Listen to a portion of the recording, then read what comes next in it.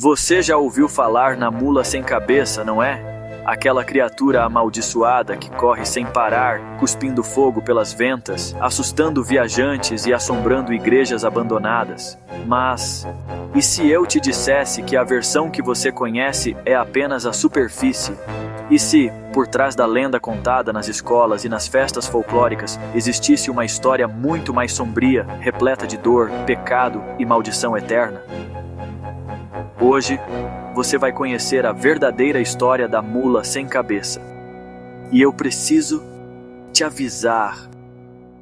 Essa não é uma história para os fracos de coração.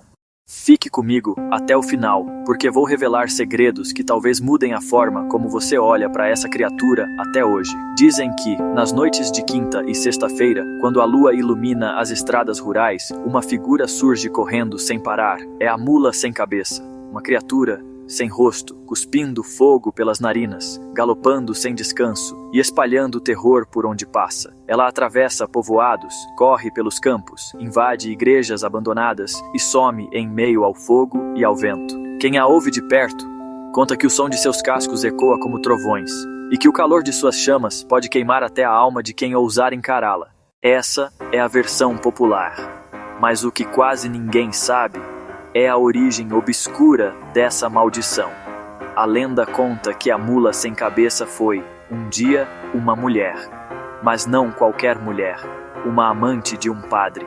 O pecado da luxúria, considerado imperdoável pela igreja, trouxe sobre ela a pior das maldições. Ao ser condenada, o corpo da mulher queimou por dentro e sua cabeça desapareceu em meio às chamas. No lugar surgiu o fogo do inferno e desde então ela vaga sem parar noite após noite, pagando pelo pecado que ousou cometer. Mas será que essa é apenas uma história criada para assustar os fiéis? Ou existe algo muito mais antigo por trás? Antes mesmo do cristianismo se espalhar pelo mundo, povos antigos já falavam de cavalos flamejantes, criaturas que vinham do submundo, associadas à guerra, à destruição e à punição divina. Quando os padres colonizadores chegaram ao Brasil, trouxeram consigo essas histórias. Elas se misturaram com a realidade da época, com a repressão religiosa e com a cultura popular. E assim nasceu a imagem da mula sem cabeça, a punição perfeita para uma mulher considerada pecadora. Mas não pense que ficou apenas no passado. Até hoje, existem testemunhos assustadores, homens que juram ter ouvido cascos galopando em estradas desertas, mesmo sem nenhum cavalo por perto, famílias inteiras que dizem ter visto clarões de fogo cruzando os campos durante a madrugada. Há relatos de gritos e relinchos ensurdecedores ecoando, de igrejas abandonadas, como se a criatura ainda rondasse os lugares sagrados onde sua maldição nasceu. Será que tudo isso é imaginação? Ou a mula sem cabeça continua vagando pelas noites brasileiras? Por trás da lenda, existe também um significado profundo. A mula sem cabeça representa a repressão religiosa.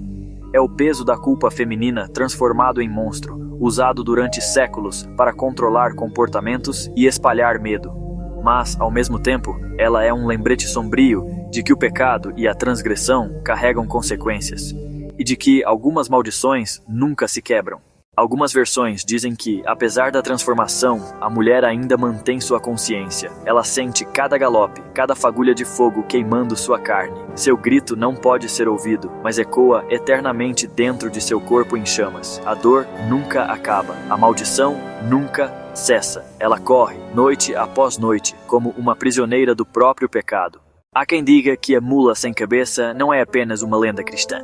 Alguns acreditam que se trata de uma entidade demoníaca real, moldada pela cultura popular em forma de mula.